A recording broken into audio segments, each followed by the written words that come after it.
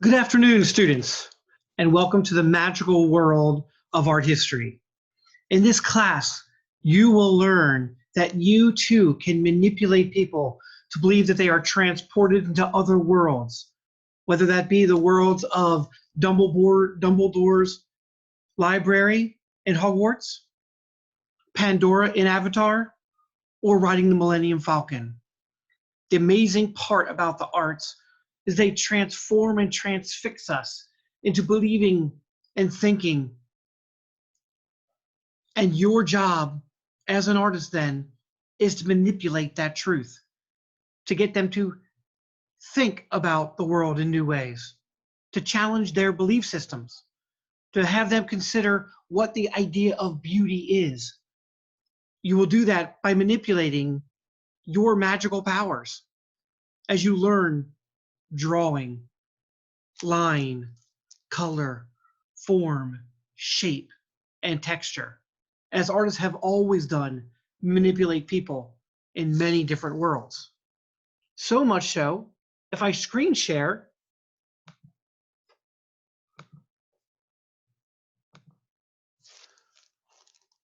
look what the magic of art can do. When people first go to see Hogwarts at Universal Studios, they are blown away with the realism and the magic of what they are about to see. They're transported into kind of childlike wonder, bringing them back memories that otherwise they would never experience and have. If you go with friends, it's a shared bonding experience. And you willingly pay a large sum of money. You willingly spend time waiting in lines, sometimes hours long. And yet you come out with this marvelous approach, not waiting or can't wait to get to the lines to see and to taste butterbeer, or to go to Ollivander's to look at the wine shop. What art does when it is manipulated in the correct ways, it transports people to other worlds, whether that's in film, it can be in anime.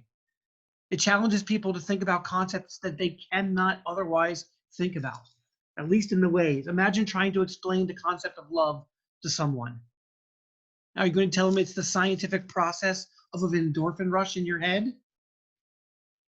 No, you're going to talk about the overarching experience that you and your loved one have for one another that best can be summarized really through the process of art.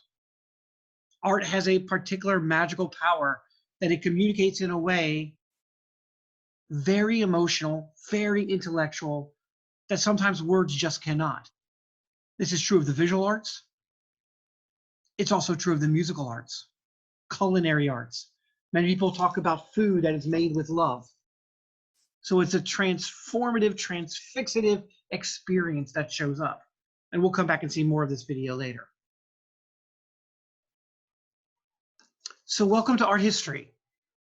This class stars both you and hopefully just a little bit of me. It really should be all about you, because the ultimate goal of a college education for any professor or any teacher is to make the teacher not needed at the end of the course, that you know the content and the material so well that you don't need me at the end of the course. So that is my goal for you. My goal for you is at the end of Art History 1 or at the end of Art History 2, or the end of both if you have to take both. When you walk into a museum or you walk into that job interview and they say, draw me an image of Greek gods, you don't have to have Frazier's number on speed dial. You actually already have a semblance of what the Greek gods were, of what they look like, of what you can manipulate within the process. Or when you walk into any museum in the world, if you walk in the Greek section, you can interpret it without reading any of the signage. You can interpret by visual look, by looking and evaluating based upon what you already know. That is the ultimate goal of what a professor and what a teacher and what a class should be. That is my goal for you. One of my goals for you, I should say.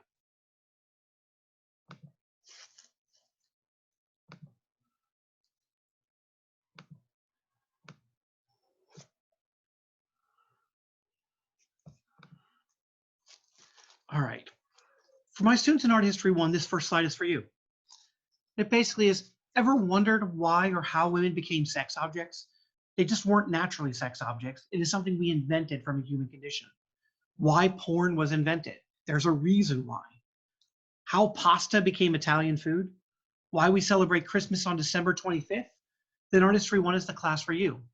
Our Art History 1 class is a survey of world arts from the birth of humanity through Greece and Rome up to the Gothic period. I will emphasize how these historical periods impact the world we live in today. And that's the key. In both my Art History 1 and in my next slide, the Art History 2 classes, I will specifically emphasize how the arts have impacted the world that we currently live in on a daily basis. That's what's often missing in many college courses, the impact and what it means to you. For my Art History 2 classes, why do you pay $7 for popcorn at a movie? How did pasta become Italian food? Why the Contemporary Art Museum, a painting with single color, note the white on white right next to me right here, is considered one of the great paintings. It's white on white. It's worth multiple $1 million. How can a toilet be considered one of the most important artworks ever? If this is you who's wondering these questions, then Art History 2 is the class for you. And this course in Art History 2 is a survey of world arts from the birth of the modern world in the Renaissance through contemporary arts. And once again, I will be emphasizing how these historical periods impact the world we live in today. My pedagogy, basically what I believe about teaching. This class, at the end of it, you will have done something within a project for the class that makes the world better. That project may be service learning. We may be writing a book, an art history book written by students for students that's free and online. I believe in an interactive education. You and I will interact in class. We will interact by doing activities together. We will critique one another. We will laugh together. It will be interactive. I believe in African joking relationships. I am an African specialist, so I often joke around with my students, and I hope that you feel comfortable as we get going to joke around with me. When I screw up, make fun of me, by all means.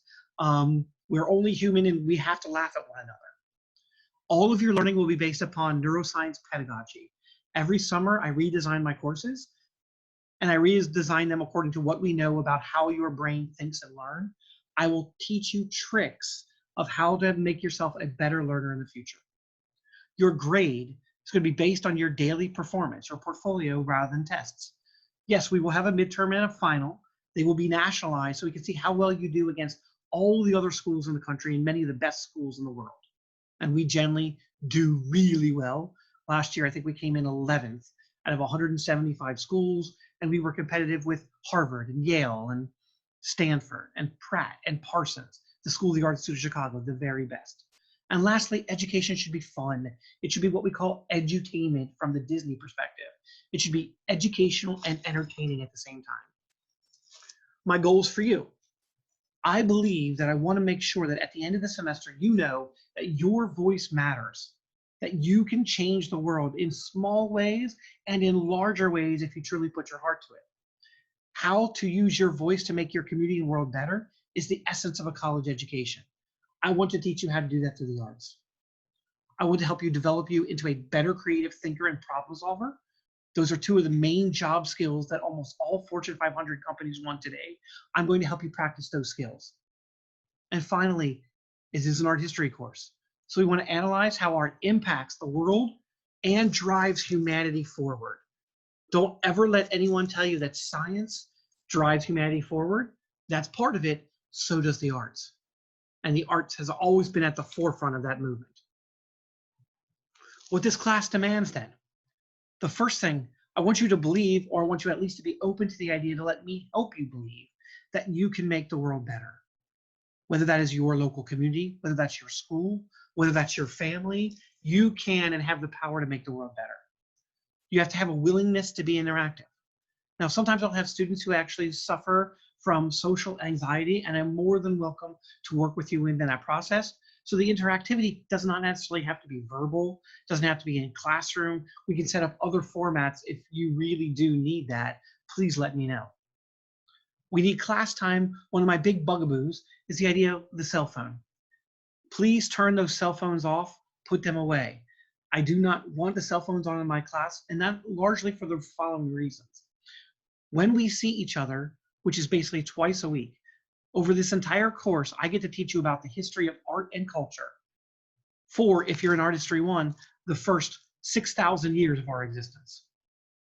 In Artistry 2, the last 500 years of our existence.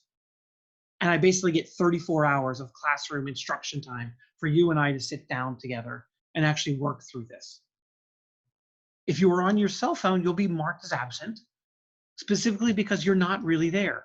What we know about the human brain from pedagogy and the way it works is that humans do not have a brain that is designed to multifunction. You literally cannot do two things at once. If you don't believe me, I can give you a quick quiz in my office. You set up a time, and I will actually test to see whether you are part of the 1 or 2% of the population that can actually multitask. Virtually nobody can. And the last thing, I do assign a fair amount of outside work because I do want that work to be a considerable part of your grade. So there will be 3 to 4 hours outside of work per week. So if you are a traditional student who sometimes says, I'm just going to do the midterm and the final and do really well, this format in this class will not work that well for you unless you make the commitment that I am going to work and do the 3 hours each week that Frazier asks, or sometimes it's 2 hours, depending on how fast you read and write. And I'm going to keep a commitment within that process in order to do well. People who keep up with that work almost always get A's and B's. In fact, my grade curve, which I'm quite proud of, I have mostly A's and B's coming out of my classes, and then I have the D's and the F for the people who didn't do work. If you do the work, you will learn the material. I will teach you how. Now, as we want to be as interactive as possible, I want you to go in small groups. Get into groups of 4, 5, or 6 people. If you really don't feel comfortable with 4, 5, or 6, at least make a group with one other person so you have a connection. And then I want you to create a consensus definition of art. When you agree on this definition, when all of you agree, you must agree, raise your hand for a critique, and I will walk around and critique. And then we will do a group critique where we all listen and try to learn from each other's definitions. I will let you know, the people sitting all the way in the back row, I traditionally call on you guys first in class. And that is because I want you to actively participate in being as engaged as the people in the front. So you are my splash zone, like at SeaWorld, where the people that sit in the splash zone, they generally get splashed first. You will get the questions gently peppered to you first, so I can make sure that all of you are involved within our class conversations. Get going. Now we've had a chance to look at your definitions, and your definitions generally almost always include a form of communication, some aspect of expression, but we got to limit the expression because otherwise genocide, murder, rape, terrible things can be considered artworks as well, which we generally want to limit from the art field. Now, I also want to make sure that we critique everything that I say. Do not believe that everything I say is going to be 100% accurate. And that is because information changes. Things have changed since I started teaching this class, that I've had to change my lecture on how the pyramids were made, on what we believe about Stonehenge just a year and a half ago. So materials change over time. It's why libraries grow. We keep getting new information that we want to build upon. And so we want to critique even Webster's dictionary definition of art. We could also use Oxford, but I use Webster's. So here's Webster's dictionary definition of art. It's the human ability to make things. The creativity of man as distinguished from the world of nature. Again, write this down. This will be part of a quiz question this week if you're in Artistry 1. It's the human ability to make things. The creativity of man as distinguished from the world of nature. So if we critique this, I need to know what are the problems with this definition. I'll give you a moment to think about that. That is correct. So God would not be an artist according to Webster's dictionary. Animals cannot be artists, even spiders that make webs, that would be considered instinct. Nature itself is not an artist. And of course, everything you make is not art. Is every sandwich you make ever art? Every time you go to the bathroom in the morning is not art. And so that's the first definition. As this definition had so many problems, they came up with a few other definitions. The other one I want to teach you to critique is the fourth one. No, the fourth one is all the way at the bottom. So here's what Webster's Dictionary definition of art says about art. Art is any of the art forms that includes painting, sculpture, ceramics, architecture, dance, theater, literature, and music. And note, it's just those 8 right now. Painting, sculpture, ceramics, architecture, dance, theater, literature, and music. And so the critique for you is, what medium is missing? What on earth are we missing here? And you'll note as you start thinking through those and categorizing those, we're missing quite a lot. There's no graphic design, correct. There's no photography. There's no cooking. There's no weaving. There's no body modification. There's no hairstyling. And if you start thinking about most or all of those art forms, they share something in common. That is correct. They were made by women. Webster's dictionary definition has basically described those individuals who traditionally made art as men. Look through it. Who traditionally made painting? It was men. Sculpture, men. Ceramics, men. Architecture still today is men. Dance, surprisingly for many people, was men. So was theater. Women who went on the Greek stage were actually killed. In Shakespearean theater only 500 years ago or 400 years ago, women were not allowed on stage. So Romeo and Juliet was played by a prepubescent boy with breastplates on and talked in a high falsetto voice. Literature and musical are also traditionally done by men. So what is all the other art forms that happen to be out there? Those other ones, they were done by women. So the way that it works, if you look at that central column, the critiques, Webster's, when they were creating their dictionary definition, they created a dictionary definition that was based on ancient Greek definition of art. The ancient Greeks would be a good place to start with because they created the whole concept of art and the kind of art to be collected in a museum, right? Of the muses, of song and dance and inspiration and beauty. That's where the word museum comes from. Ancient Greek focused on the perfection of men, and women were very much ostracized and kept out of this loop unless they were famous poets. So basically, our definition that we created all the way up until this present day, that is defined art as a masculine endeavor. Men make art, women make craft. Couple that with the fact that definition number 1, we've eliminated God, which is going to upset 92% of the world's population. Because let's face it, God is talked about as an artist, as a craftsman, as a builder, all art-related words. We've crafted out photography, and we've crafted out any animals, including your dog or pet, depending on if you believe they are art. The challenge here is exactly that. When we go through this class, you should challenge me. You should challenge the concepts. That's the beauty of an art class versus a science class. We get to critically evaluate one another every point throughout the semester. Again, don't assume that I am always correct. Everyone makes mistakes, and information changes throughout the course. With the number of documentary films that come out, it's impossible to keep up with all the new innovations and ideas and theories that come up. Now, on the left, that is Mr. Steven Spielberg. You will note that one of the art forms that was eliminated and not allowed in was film. Basically 100 years old, thanks to the lovely companies coming out of the Méliès brothers, of Sergei Eisenstein in the Russian tradition, going all the way back. What we found, though, is that Steven Spielberg wrote letters to Webster's dictionary. He had to write 7 different letters, 7 different times before he got accepted as film, as an art museum, or as an art project. And so now film is included as an art form. But it took Mr. Steven Spielberg, thank you very much, to create such wonderful things as another art form. We need someone to stand up for photography, which is going to be hard because early photography was half women and half men. It was considered a mechanical process, so anyone could do it. So why is it an art form?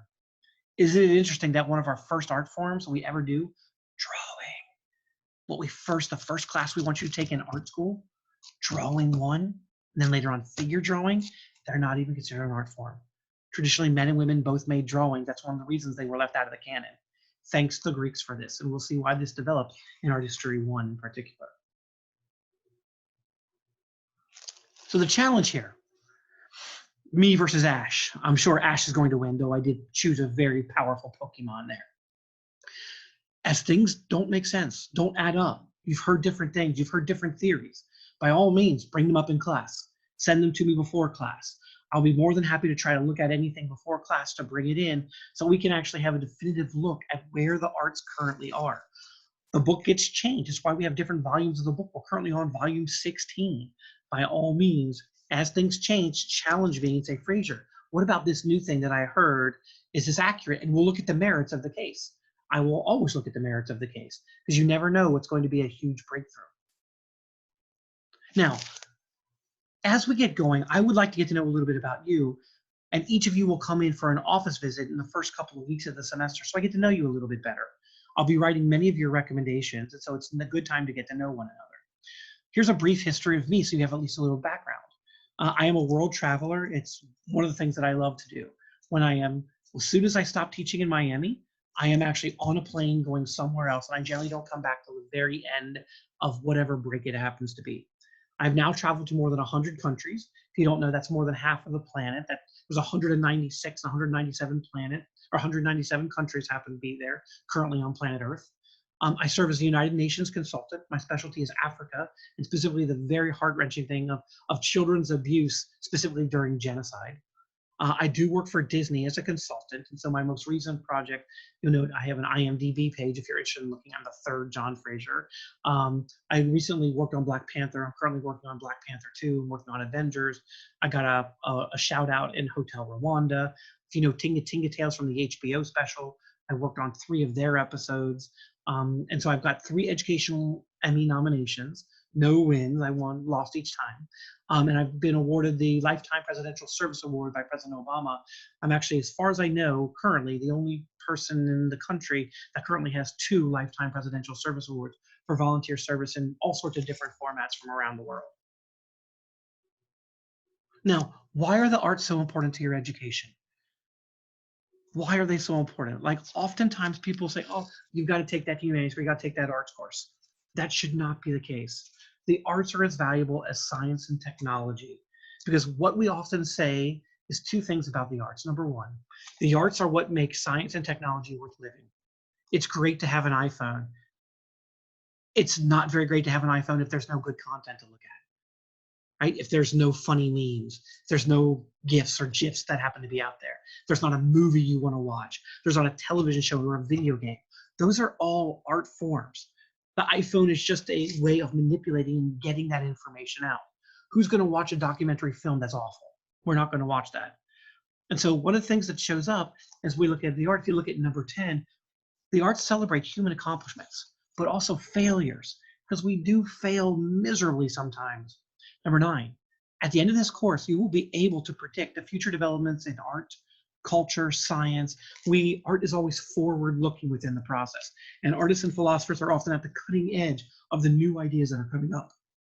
Number 8, it's going to illustrate the development of societal background and issues from past to today.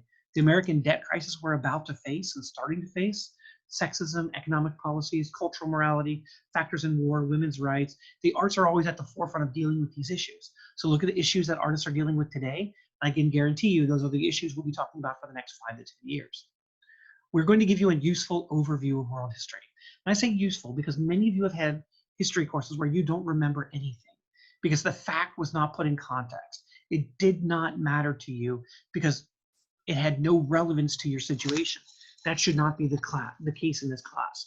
If I bring something up, even when I talk about ancient Mesopotamia, we're going to talk about the oil market. We're going to talk about the water and the immigration. We're going to talk about why we are there as a military force and how that is an impact or how that is because of the arts that part to be there. So we really want to kind of connect. Number 6, we've got to teach multicultural awareness as humans have common concerns but different needs and responses. Don't ever for a second believe that the people that live in the Middle East or live in Africa or live in very poor Latin American communities or Latino communities, Latina communities here in the United States have any different interest than you. They want their kids to have a better life, a better education, just like I want my kids to have a life, a better education than what I was able to get. Number 5, we're going to teach creativity and critical thinking. Creativity and critical thinking, those 2 C's, are 2 of what we call the 4 C's. Those 4 C's are basically the background of what we call soft skills that all Fortune 500 companies want to hire people that have creativity and critical thinking. You remember about 80% of what you see and only 20% or even less of what you read. And so when we can come up with a visual way of actually having you look at information, you remember it much better. Artists are going to be the purveyor of power and the purveyors of information in the future, just like they were in the past. We're going to critique societal failures and their impact on culture. So when society fails, it's often the artists that actually have to bring that up. Because in many societies, if you actually talked about it or said anything as we whisper through it, you can be thrown in jail. If you hit it kind of in an art message where people kind of knew what you were looking at, but it could be something else, and you could actually make the argument that it's something else, you could get away with it, and society would still know, all right, we're critiquing because we were wrong on this particular issue. That happens a lot in art history. Happens in art history 1. It happens in art history 2. We're going to see it all the way to the present day. Number 3, we're going to learn your own personal aesthetic that will impact 75% of your economic decisions, clothing, music, jewelry, hairstyle. So the sooner that you develop your own aesthetic interest, the less you will waste on product. All of you have had that one product that happened to be out there, whatever it happened to be, that you bought, that you thought, God, I really like this. You looked at it and you watched it. You saw it on yourself at the store, that clothing item. You still brought it and bought it home, and it's in your closet, probably still with the tags on it. We all have that one purpose, that one piece of clothing. I'll show you mine in the future. It's quite embarrassing. Number 2, we're going to learn to know when and how you are being visually manipulated. Art is a manipulation. The Doritos people that run those ads, they are manipulating you to buy Doritos. They know Doritos are not healthy. It's a snack food, but they want you to go out and spend $4 on Doritos when you can spend $4 on something else. The same way with automobile manufacturers. The same way with buying sports tickets. Everything is a manipulation of the visual image. And as we're getting about 84% of our communication now visually, the sooner you learn how to manipulate and know how you are being manipulated, the better you will be off in the future job market. Number 1, then, analyze the way the world really works through integrated learning. I think one of the great things is that art is one of the most difficult concepts, one of the most difficult ideas, one of the most difficult subject matters in the world. And that is because name one other subject, really, do name one other subject where you have to talk about how you're being manipulated.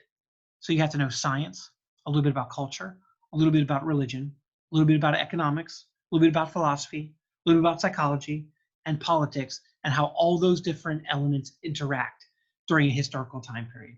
It does not happen very often.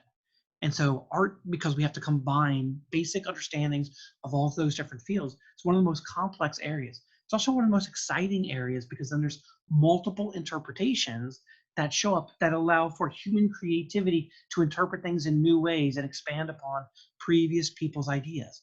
That's exciting. Nobody's making the argument today that 2 + 2 is 5. And if they do, they're just wrong. That's science. No one is balancing an equation by adding an extra oxygen in that particular equation because it would not balance. It's wrong. In the arts, a new idea might lead to a new theory, might lead to a revolutionary new way of the way that we understand the world. And that is the exciting time. It happens in every generation where new people, whether they're art historians, artists, cultural critics, film directors, come up with new ways of looking at the world changes forever. Now, the book that you need to buy, if you are in Art History 1, you'll need to buy what's called the Global Edition. You can buy Gardner's Art Through the Ages, Volume 1, but you can buy any editions from 14 through 16 will work. We absolutely want to make sure that you buy cheap.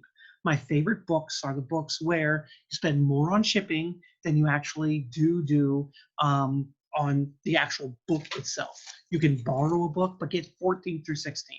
If there's anyone who really can't afford a book, at the end of every semester, I do ask for students to donate books that otherwise you're only going to get a couple bucks for. So I do have a couple laying around for anyone who may want to borrow it. It has to be first come, first serve for those particular people, but please let me know. So again, it's Gardner Art Through the Ages, Volume 1. Does not have to be new. By all means, buy it cheap. The cheapest book I think I've ever had, someone got a book for $2.99 from the 14th edition, because we're now on the 16th edition. That's for Art History 1, Global Edition, which means it's got to have artwork about China. So make sure it says Global Edition. For Art History 2, we're going to want you to have, there's a mistake here. We want you to have Gardner's Art Through the Ages, Volume 2. Any editions from 14 to 16 will work. Oh no, Art History 2, I'm sorry, in the lower right corner. But you do not need the global version. We don't have enough time because we have Picasso and Van Gogh and Rembrandt and Rubens, all these famous artists, to go into other parts of the world to be able to study like we do in Art History 1. You'll do that in a future Art History class, most likely.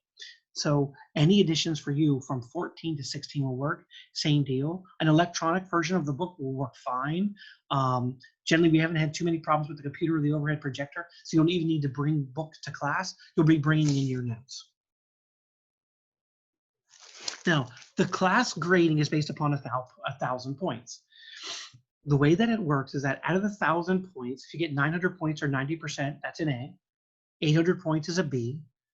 65% or 650 points to 799 is a C, as you can see the grade scale column in the light brown tonalities that show up there.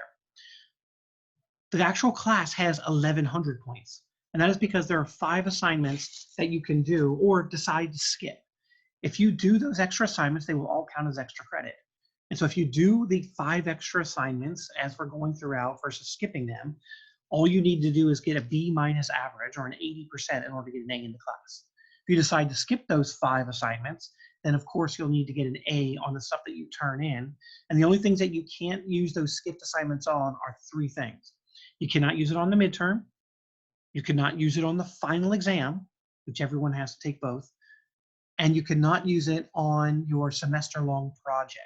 Those 3 things are the bulk of your grade. It's these smaller little projects that add up to 1,000 points that you can decide, I just didn't have time, I didn't feel well, I got overwhelmed at midterm. You get 5 skips on anything that you want. That's not those 3 things. Now, the reason why I have you do daily assignments is perfectly illustrated in the next 2 charts. The first one here is basically, here's how people remember. Generally, people remember at the very top of the pyramid, 10% of what they read. So if I tell you, go home and read chapter 12, come in, we're gonna talk about chapter 12 tomorrow. You'll come in with about 10% of the information of what you read. So you've forgotten 90%. And out of that 10%, you might only understand 5 or 6%. So really, I have basically wasted your time in most capacities. You generally remember 20% of what you hear, 30% of what you see, 50% of what they see and hear, 70% of what they say and write, 90% of what they do. That's what you're going to be doing. In my class, you will be reading beforehand and watching videos, but not just reading for the 10%. No, I'm going to have you move to the 70% already, because I'm going to have you write out notes for the 3 different activities that you will be doing. And those 3 notes, and we'll talk about this more, but for every artwork, and only the artworks you cover in videos or notes, you will answer the 3 questions. Why did the artist or culture make the artwork, number 1? Number 2, what's new and innovative? Why was it created? What's new about this artwork? That's why things make art history textbooks. If it's not new and innovative, it doesn't make an art history textbook, which covers creativity throughout time. And number 3, the part is that's generally not covered in art history textbooks, which is a huge oversight. Why is it important? Why should a student care about the artwork, or what's the impact on the modern day world? Those are what we actually want you to be able to answer as we're going through. So by doing, I'm going to move you really from the 10% to the 70 to 90%, and we're going to hammer it home in the following chart. So the first time you read something, it's called priming.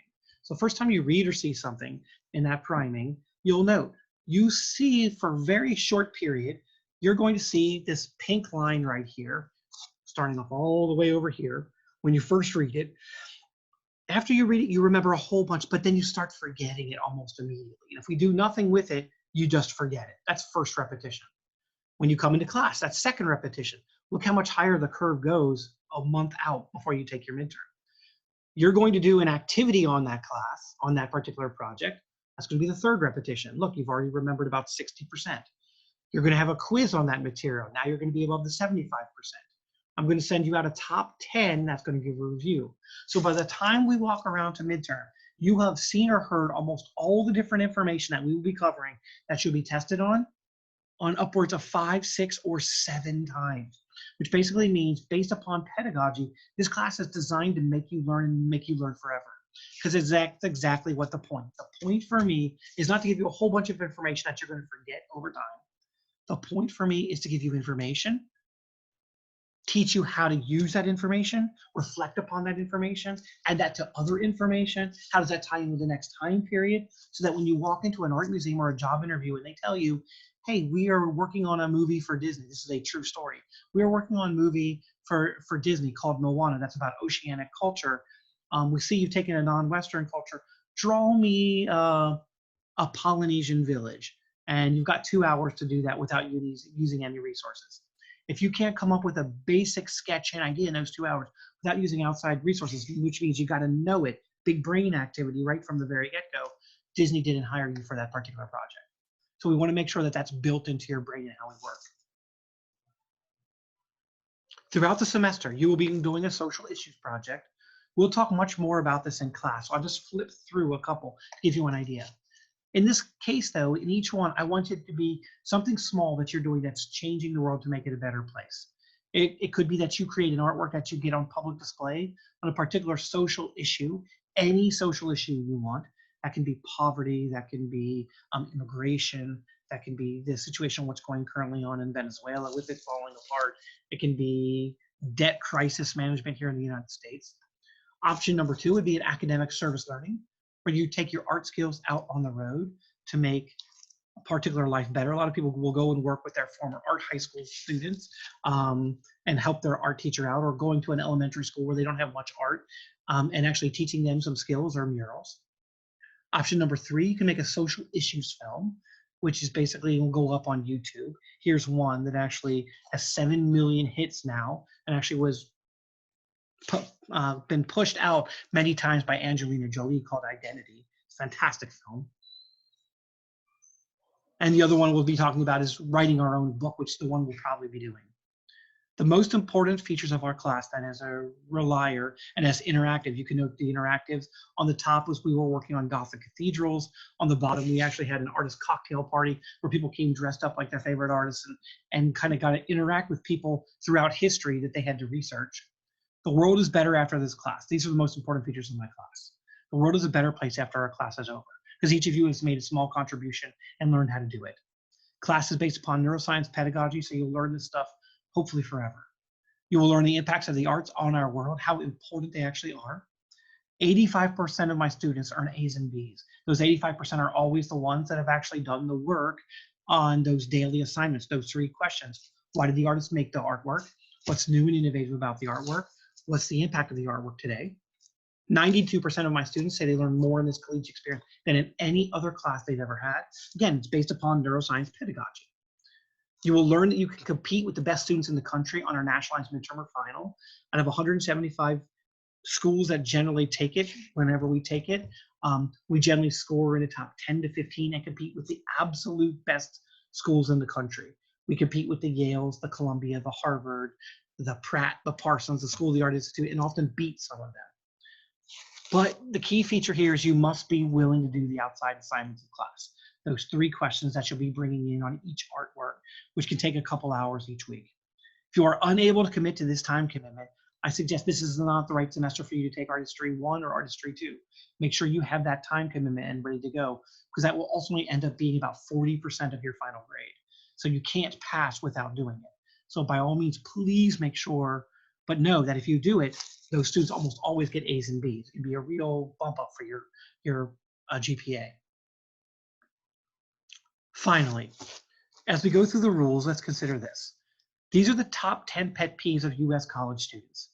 Every few years, US News and World Report goes around different colleges, and they almost always come to Miami-Dade College because we are the largest college in the nation outside of Phoenix, which is an online university. And they want to know what bothers students inside and outside the classroom. So I have taken this list and I have actually tried to limit these behaviors through the policies that I do. And so here are my policies. And I'll tell you the ones that are my pet peeves as well, so you have an idea. Number 10, sleeping in class. If you are too tired during class, get up and stretch or mini exercise. Don't worry about, in my class, if you need to get up and move, as long as you're not blocking someone else's view. I've had people stand with drawing boards, move around, sit on top of their desks if they're in the back. None of that bothers me at all, provided that you're paying attention and that if you need to stretch, you need to stretch. In almost no other environment will our art students sit there for an hour and a half to 2 hour class and do nothing. It's not my preferred. I keep moving around and I have the ability to move around in class, whereas you do not. Feel free to get up and move around, stretch, take that break, yawn. We want to make sure that the learning actually continues on.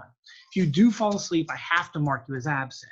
So I'm more than happy the first time I'll just come over and nudge you, say, all right, come on. I know you probably had a long night. It could have been work, could have just been video games, but we want to wake you up. The second time I do have to mark you as absent because you're not really there participating. You're in class, but you're not really in class. Number 9, eating stinky food. This was a surprise to me. We will have breakfast or we'll have close to having breakfast or lunch about the same time as our class in many capacities. So if you're having that fish sandwich or that stinky tuna fish sandwich, please, please, please, please, please, unless we're on the online environment, please make sure that you brush your teeth, wash out, rinse your mouth out, or if you always forget, I almost always will have breath mints at the front of my desk right up here so you can actually come and grab one, because we want small group work. No one wants to be with fish face man. Some actually airlines have actually started not allowing fish on particular transcontinental flights. Number 9. For me, this is not, or this, I'm sorry, this is number 8. It's the idea of interrupting the professor. This doesn't bother me at all. I want you to interrupt. If we get too far off topic, by all means, I'll say, let's table this conversation. We're no longer talking about art. We're talking about this, which has gone very far off the rails. So in this case, I'm more than happy and would love to have those conversations on things that interest you. We've got to kind of keep it in class. But if there's something that you learned that, hey, Frazier, I don't think that's right about Michelangelo or Da Vinci or Brunelleschi or about the Greeks, by all means, bring it up and let's have that conversation. Just let's not have private conversations. Number 7, not coming to class prepared. Late assignments will be deducted 20% late per day late. The first time, I generally won't take any points off to kind of give you a break, but we do want you keeping up with the work. For me, this is my huge bugaboo, pet peeve, warning, warning, warning, warning. This is the thing that bothers Frazier the most. And that's because I, unlike today, which I'm just constantly kind of lecturing at you as we go through course policies, I want to make sure we have an interactive classroom. And I can't really turn over the classroom to you if you don't know any information. It's just based upon opinion. We want your opinion to be reasoned based upon what you have learned from the past. That's how you make good, constructive art in terms of critical thinking, in terms of creativity. You're building upon the work of others. So for me, this is the number one thing. It's also why 40% of your final grade is basically based upon the notes that you're doing outside of class. So when you want to come to class, I could say, hey, get together in groups of 4 and solve this problem. Let's see who comes up with the best answer. Number 6, late arrivals. By all means, please try to be on time. At the very beginning of class, I will generally try to have a priming exercise. I'll generally have a video up that goes through the major ideas and images that we'll be covering for that particular day. So to encourage your active learning, we begin every class by brainstorming on the last class session, doing an interactive activity. If we're doing an interactive activity and you walk in, please just hold up on the inside of the door. So come into class and I will get you started with a group that is starting late. That way I don't have to interrupt a particular organization, a particular class at any given time, and I can just get you integrated in. So I will do that integration for you to make sure that you understand what we're doing at that particular time period. Number 5, please turn off Facebook, internet texting, homework, headphoning, cell phone use, put them off. Only 2% of the population can multitask effectively. So that is 1 in every 2 of your college classes. We're terrible at it. Our brain is not hardwired to do that. It's very difficult. Again, if you want to take the quiz, come into my office at some point, or actually you have to let me know beforehand. I'll bring the quiz in and we'll test you. We'll see how well you do. I can tell you that it's definitely not one of my tasks. And so it does interrupt my kind of flow as I'm going on. If I get boring in some capacity and you don't, you need more stimulus information, by all means, let me know. I'm more than happy to change my teaching strategies if we're starting to get bored going over a particular topic. We can move to different group activities. I can always think of something on the fly to do that for. So just let me know. Otherwise, oh, I should mention, if there is ever an emergency, please let me know. Say, Frazier, I need to have my cell phone. My mom is sick. I'm in charge of picking up my daughter, whatever it happens to be. If you are in that boat, please let me know, and I will be amenable, because I will let you know the same thing. You will note in class that my cell phone is almost never on me. I leave it on the table up there. Why? Because when I'm in front of class with you, I am there for you. We are developing a relationship, a rapport, not me constantly checking on, hey, my daughter needs this, which is probably something she doesn't really need. You know, if she really needs to get a hold of me, she can always get a hold of me through a different means. But note the cell phone is up there unless there's an emergency going on in my own life. So I treat you with the same respect I'm asking you to treat the class and your fellow classmates. Number 4, cheating. We're going to make this almost impossible, largely because we're going to have in-class tests. The class questions will be randomized. So we generally won't have this much as a problem. Of course, it's an academic institution. You can see the Miami-Dade College procedures. We can refer you to academic affairs and fail you from the class for doing this. Please don't do it. The risks are not worth it if you get caught. Number 3, cell phones, cell phones, cell phones. Even if you're taking Darth Vader selfies, please just put those away. Unless there's an emergency going on, you're potentially quickly fact-checking something that you don't think is right or looking up things, by all means, just keep them off. Otherwise, if I do catch you using your cell phone, otherwise, I will mark you as being absent or as being late, depending on how long you're actually on that cell phone usage. So I will learn your names as we go through. So please make sure those suckers are turned off so we don't have any ramifications. Number 2, this surprised me when it first came out a couple years ago. It's when a single bad grade can affect my entire semester grade. Probably many of you are in classes where you might have 2 grades. You have a midterm and a final. And let's say you get a C on the midterm, and you know there's no way on earth you're going to get an A on the final, or an A in the class, and you really need that A in the class. My class is not designed like that. It's 1,000 points. You're slowly going to be building them up. Even my midterm and the final are only worth 10% and 20% of your final grade. So even if you're a bad test taker and you don't do well, provided you do all the other work to build up, you will actually developing a kind of an academic portfolio of the 1,000 points that we can really give you a good evaluation on how well you stand. So this is not so much an issue. I will mention, if you are a bad test taker or have test taking anxiety and you know that now, by all means, do those extra 5 assignments. They will pad your grade in case you don't do so well on the midterm or the final. That's why they're there, to actually help you around. And number 1, talking in class. If you do this, like Harry Potter coming in, I will have to use my silencio charm on you, like Snape does with Harry and Ron. So talking in class, if you have a question, ask me. I'm more than happy to have that conversation. But once we leave from the small group environments, let's come back to a larger group so we can have a larger conversation within the process. If you actually need to go back in a small group and say, hey, I really do need another minute or 2 to work on this before we talk about a big group, you can always bring that up and I can put you back in quick small groups already. So please don't have those private conversations. Those are the ones that are actually really, really hard to do. And finally, the class is listed with Earth Ethics Institute. So if you are here getting an Earth Ethics Institute certificate, I'm more than happy to work with you for your semester-long project. If you are ADA or have one of the blue or yellow cards from Miami-Dade College, by all means, please let me know and I can make accommodations in almost anything that we do. Again, the benefits of the class: world will be a little better, develop skills to become more effective in life, particularly for those Fortune 500 companies of critical thinking and creativity. Better mental health for many of you. You'll know so you can compete with the best students out there. Don't think you can't compete. If you work harder than them, you can compete. I know because I did it. Understanding the way the world works and how art is primary within the world. And so for all of you, education is the most powerful weapon for changing the world. We know this over and over. It's what gives people a leg up. So even if you were to stop just with an AA and not go on to your bachelor's, that's already worth about $200,000 in savings that you would make throughout the life. The bachelor's is worth about $400,000, and anything beyond that is worth about another $150,000 to $200,000, depending on what the degree is. So we're talking about a life-changing education for both the opportunities that show up, as well as for the amount of money that you'll be able to make in the future. So let's begin our marathon within the process. The last thing then is I want to stop sharing this, and share a little bit with hello and welcome back to Hogwarts. And I want to share a different screen. For those of you that have never used Blackboard before, I want to show you how to get onto Blackboard. Where's my Blackboard?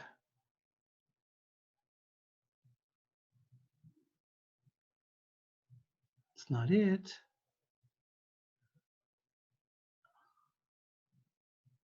All right, I will show you how to use Blackboard next time at the very beginning of it. The other thing that I want to show you is that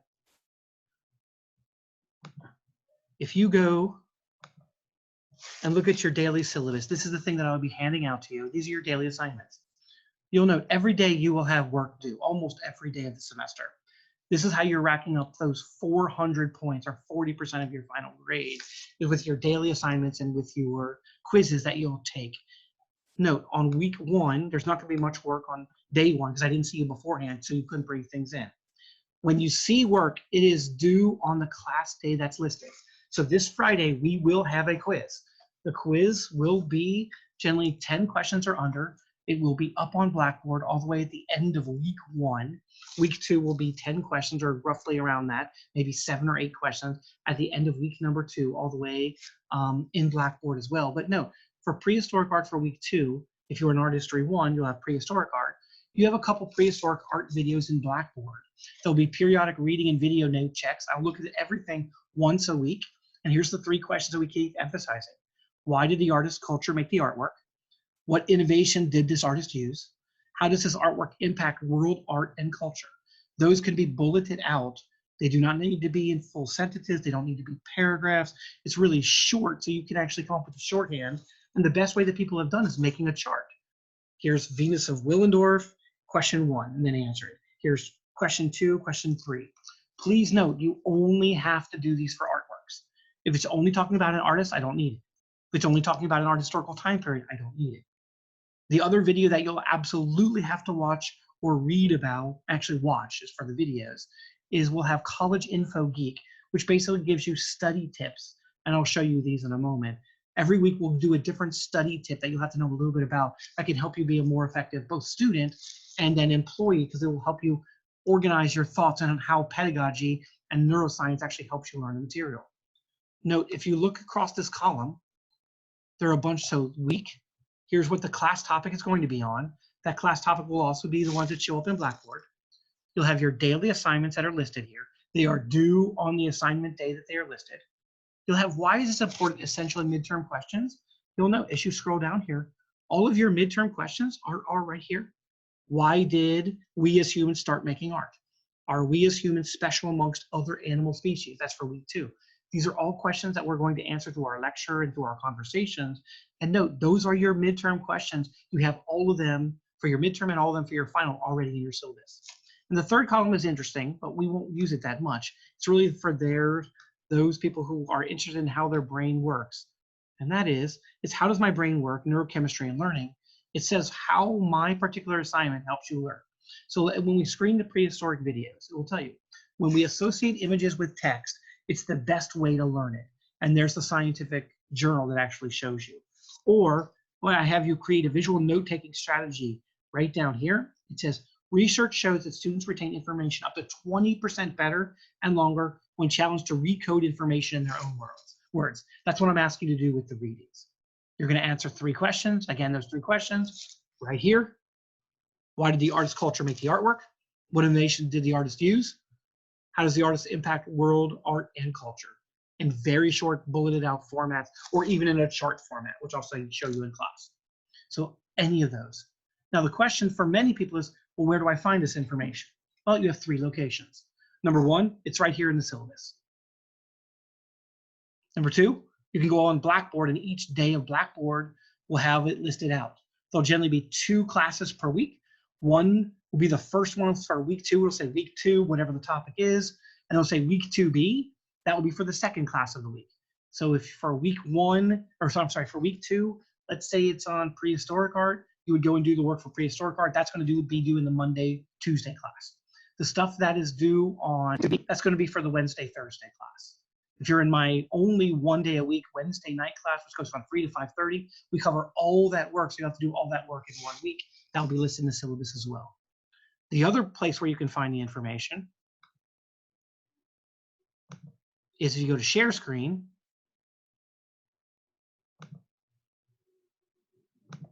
Every Friday, I will send you out this email, which is exactly the same work that is covered in the syllabus.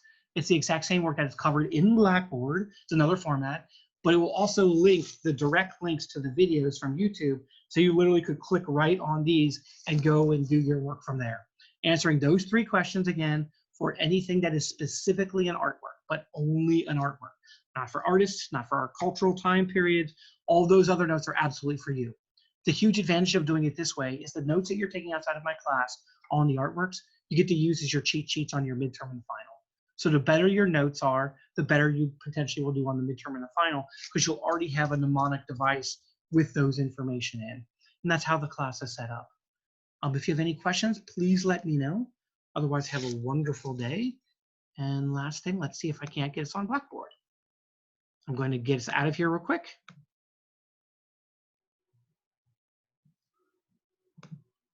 And give me 1 second. I'm going to load up a Blackboard screen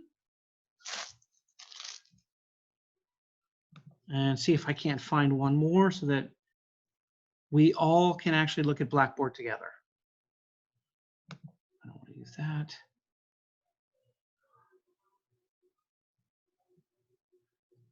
All right, I'm going to exit full screen. Give me a second to load up my Blackboard site. Let's see if I can get on here now.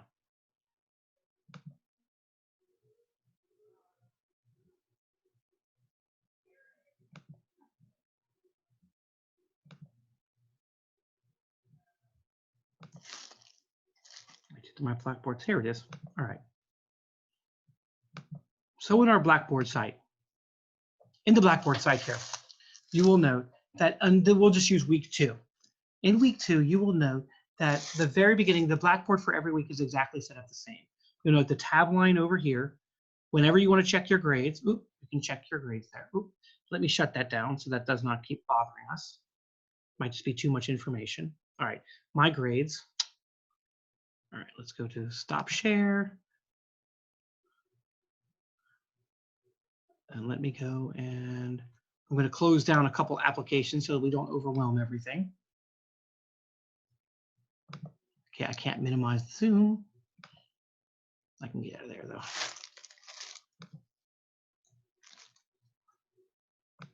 There we go. All right, let's hope that actually helps us. There we go. So now if we go to Blackboard. Perfect. All right, under every week in Blackboard, besides the tab over here, you'll know week 1, because it's a shortened week, in many cases, in many semesters, we'll only meet once per week for that first week. But no, next week we have 2 classes. So if you're in the Tuesday class, you do this week on Tuesday, and then the Thursday class, you'll do this for Thursday. If you're in my Monday, Wednesday class, this will be the Monday, this will be the Wednesday work. If you're in one day of work, you do all of the work for each one. When you click on them, this is what you get. So first off, you'll get the major artworks that I'm going to cover. So here are the 3 major artworks that I'm going to use to teach you everything you need to know about prehistoric art, along with an introduction. You're then going to get the weekly readings and video screenings. In this case, it says order the book, so we actually have it. Then you're going to get those video screenings. Remember, on focus Venus figures, that's an artwork. So you're going to take the questions, the history of our world in 18 minutes. This is just for you to watch. It's not actually not on an artwork, so you don't have to do those notes. The Flintstones opening and closing thing, again, not on an artwork. I want you to show, because in class then we will discuss in one of your quiz questions is, how accurate did the Flintstones get prehistoric art? Then there's your 2 college info geeks. Again, not artworks, but you should be prepared to answer a question that says, please use these educational videos to become a better student, future professional. There will be a quiz question this week based upon the following videos. There will always be a quiz question based upon those. And it basically teaches you how to read your textbooks more effectively. We'll talk about that in class next week as well. We have a creative thinking assignment for you to do, which is the inventor's video. So that if we have something creative or a rock sculpture, or if you're doing an impressionist painting in art history too, that will be listed there and what we need you to do. And here we have a bunch of other things. There's generally a top 10 prehistoric review list, or a top 10 list on whatever we're covering that a former honor student created as a good review before midterm.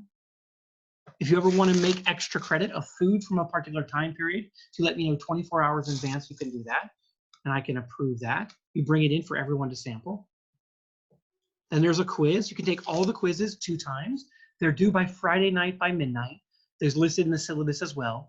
But if you do not get them in by Friday night, as long as they come in by Sunday night at midnight, there will be no penalty. You could do them all twice. So if you screw up the first one, they are based upon both what we do in class and your readings in the videos. So again, you have to do all of that if you're going to do well in the class. And most people who do that end up with A's, some with B's, but mostly with A's.